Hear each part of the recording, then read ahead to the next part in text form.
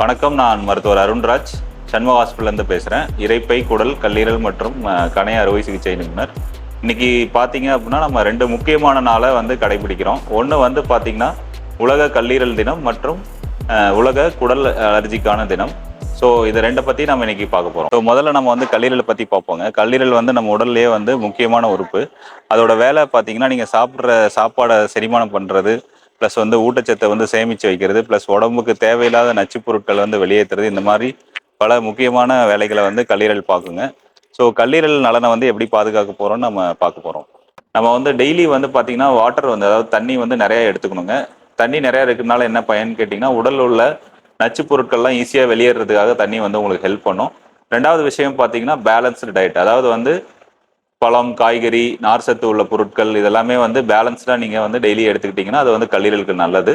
3வது விஷயம் பார்த்தீங்கன்னா, நிறைய பேருக்கு இப்போ பார்த்தீங்கன்னா குடிப்பழக்கம் இருக்குது. அந்த குடிப்பழக்கத்தை சுத்தமாக அவாய்ட் பண்ணிக்கிறது நல்லது.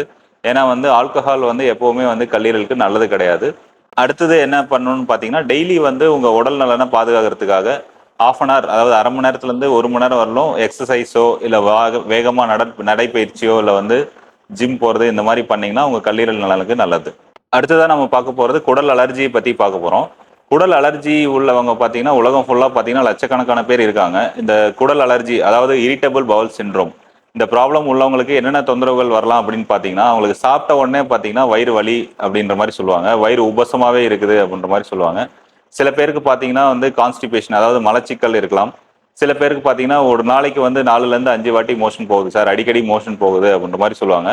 இந்த ப்ராப்ளம், இந்த வகையான சிம்டம்ஸ் இருந்ததுன்னா அவங்களுக்கு குடல் அலர்ஜி, அதாவது ஐபிஎஸ்ன்ற நோய் இருக்கலாம். இந்த இரிட்டபிள் பவுல் சிண்ட்ரோம், அதாவது குடல் அலர்ஜி உள்ளவங்க என்னென்னலாம் பண்ணலான்னு பார்த்தீங்கன்னா, சில ஸ்பெசிஃபிக்கான உணவு வகைகள் பார்த்தீங்கன்னா அவங்களுக்கு இந்த சிம்டம்ஸ் அதிகப்படுத்தும். அந்த மாதிரி உணவு வகைகளை தவிர்க்கிறதோ இல்லை கம்ப்ளீட்டாக அவாய்ட் பண்ணுறதோ நல்லது. ரெகுலராக எக்ஸசைஸ் பண்ணுங்க.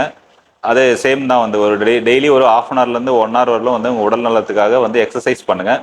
அடுத்தது உங்கள் லைஃப்பில் நிறைய ஸ்ட்ரெஸ் இருக்குது, சரியாக தூங்க மாட்டேங்கிறீங்க அப்படின்ற மாதிரி இருந்ததுன்னா இந்த ப்ராப்ளம் உள்ளவங்களுக்கும் இந்த இரிட்டபிள் பவுல் சிண்ட்ரோம்ன்ற ப்ராப்ளம் சிம்டம்ஸ் அதிகமாகிறதுக்கு வாய்ப்பு இருக்குது. ஸோ இந்த மாதிரி ஸ்ட்ரெஸ் உள்ளவங்க என்னென்ன பண்ணலான்னு பார்த்தீங்கன்னா, இந்த ஸ்ட்ரெஸ் கம்மி பண்ணுறதுக்காக மைண்ட் ரிலாக்ஸேஷன் தெரப்பி, இல்லை யோகா, இல்லை டெய்லி ஏதாவது ஸ்போர்ட்ஸ் ஆக்டிவிட்டி, இந்த மாதிரி பண்ணி உங்கள் ஸ்ட்ரெஸ் லெவலை கம்மி பண்ணிக்கிட்டீங்கனாலும் இந்த குடல் அலர்ஜிக்கான சிம்டம்ஸ் கம்மியாகும். கல்லீரலோட நலனும் குடல் நலனும் 2ம் ஒன்றிணைஞ்சது தாங்க. ஸோ மேலே சொன்ன டிப்ஸ் எல்லாம் ஃபாலோ பண்ணி கல்லீரல் மற்றும் குடல் நலனை பாதுகாத்துக்கோங்க. உங்களுக்கு இது சம்பந்தமாக ஏதாவது சந்தேகங்கள் இருந்ததுன்னா சண்முக ஹாஸ்பிட்டல் வந்தீங்க அப்படின்னா உங்களுக்கு சிறந்த முறையில் ஆலோசனை வழங்கப்படும். மேலும் உங்களுக்கு ஹெல்த் ரிலேட்டடாக ஏதாவது ப்ராப்ளம்ஸ் இருந்ததுன்னா சண்முக ஹாஸ்பிட்டல் சேனல் சப்ஸ்கிரைப் பண்ணுங்கள். ரெகுலராக நாங்கள் அப்டேட் பண்ணுவோம். நல்லபடியாக சாப்பிடுங்க, நல்லா ரெகுலராக எக்ஸசைஸ் பண்ணுங்கள். உடல் நலனோட ஆரோக்கியமோடு இருக்கிறதுக்கு வாழ்த்துக்கள். நன்றிங்க.